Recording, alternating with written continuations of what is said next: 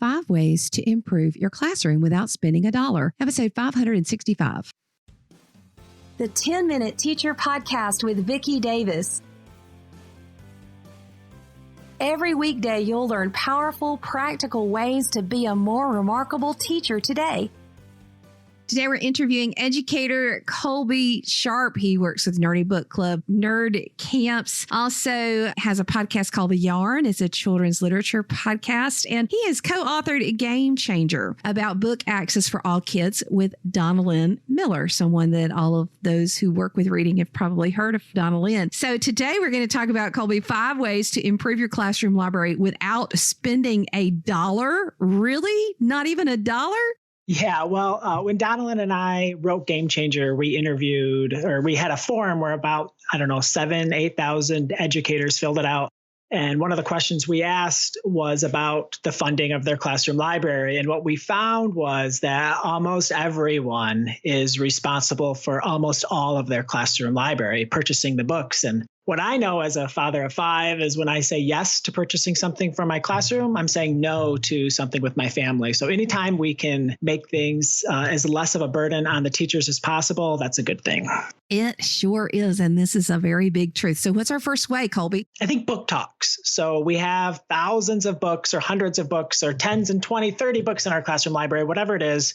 We have a lot of great books in there. And I have found that the books that I book talk are the books that my students read, the books that I stand in front of my classroom and talk about and sing their praises and tell them how I laughed and cried and how that book touched my heart, end up being the books that are the most popular in our classrooms. So book talking the books that we already have is a great way to improve our classroom library. Yeah, and letting kids book talk the books too? Absolutely. We have book talks every single day all year. The first, 10, 12 days, I'm modeling 3 to 5 a day. And then once they've kind of learned a little bit about them and tried them out, I have kids book talking every single day the rest of the year. Oh, I love that. Now, what grade do you teach? I teach 5th graders in Parma, Michigan. Okay. And how long do these talks take? A minute, 2 minutes tops. So it's a fast, easy way to get everybody excited about reading for sure. Absolutely. And it's one thing to see a book on a shelf, and that's kind of overwhelming when you just see book after book after book after book sitting in a library. You don't really have a connection to it. But when your friend talked about how much they loved it, it instantly adds it to your to-read list. Oh, yeah. And that's how I pick my books, is what people love. Okay, what's our second, Colby? You have to read the books that you have. If you want kids to read middle grade novels, and it really helps when you read middle grade novels, you can't book talk them if you don't know them. When you're seeing a kid is loving maybe Jennifer Holmes' Our Only May Amelia, and that kid, as you're realizing, loves historical fiction, that might make you think, maybe they would like Kirby Larson's Hattie Big Sky. So reading the books helps you to not only book talk them, but it helps you to know what books your students might want to read. So read the books that you have goes a long way into improving your classroom library. For sure. Awesome. What's our third? Adjusting the organization. So a lot of times teachers have their classroom libraries designed beautifully and organized by genres, organized by favorite authors, organized by topics, which is wonderful. That's how we have our classroom library organized. But after a while, that can get a little stale, like anything in the classroom. So what I like to do is have kids adjust the organization. For example, last year we had a kid who was like, man, I've read a lot of books this year that made me cry. So we started these books will make you cry, or these books will make you laugh, or these books will make you mad, or these books will gross you out. So have some tubs, have some places in the library that will jump at kids. And not only will those tubs be popular, but also kids will be looking to add to that based on the books that they've read from your classroom library. I love that. And there are middle school kids in particular and in upper elementary who will pick books that gross them out, especially boys. 100%. Totally. Absolutely. I love that. So these are great ideas. What's our fourth?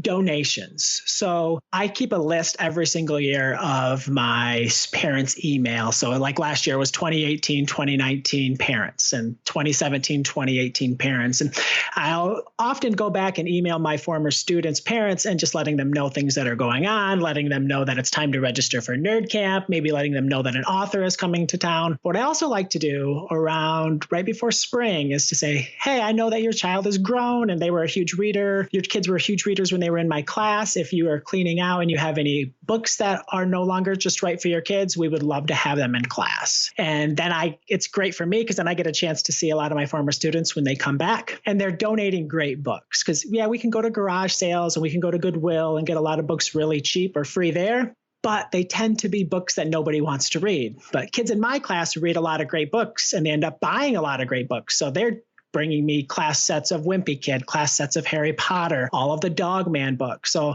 ask your former students, check in with them, and then we'll put a little sticker in it or a little stamp that says this book was donated by, and then write their name on it. Oh, what a great idea to get books from kids you had 2 or 3 years ago. That's fantastic. Okay, what's our fifth? I like to do a book pass multiple times a year. So a lot of times we have great books in the class that kids just aren't reading. And for whatever reason, because other books are popular, because they're reading something else, or they just don't know it. So when the kids will come back from a special or at the beginning of the day, I'll have like 5 stations set up in the room with just 20 to 40 books. And I want the kids to spend about 8 minutes at a station and just looking at the books, reading the back, reading the first page, kind of diving in and seeing if it's something they might be interested in. Because a lot of times you just don't know about the books that end up being your favorites. And they carry their to-read list around with them, and they're adding books that they might want to read someday. So I found that is hugely effective for getting those great books into their hands that they might not know about yet. So I love that. So we have 5 awesome ideas here. Let me ask you this. Would you give a motivational pep talk to all those teachers who have reading that need to help kids have a love of reading? Just give all those teachers a pep talk. Help them remember how important it is. Reading is one of the best and most important things that we can learn to do. Without reading, so many doors are closed for our kids and for the future of this world. And if we can help kids fall in love with just that one book, if we can just give them that one positive memory to hold on to, then chances are that's going to lead to another book and another book and another book. And when our kids fall in love with reading and fall in love with books and can develop those skills, they're going to have a lot more opportunities in their life, and they're going to be able to do the things that they dream to do. Awesome, Colby. So check out The Yarn. It's a children's literature podcast, and his book, Game Changer, book access for all kids. Thanks, Colby. Thank you. Today, your challenge is to figure out creative ways to improve your classroom. Yes, we do need resources, and excellent school systems will make those resources available. But we also have to get creative and use our own resourcefulness as we work to improve our classroom. I challenge you to do that today.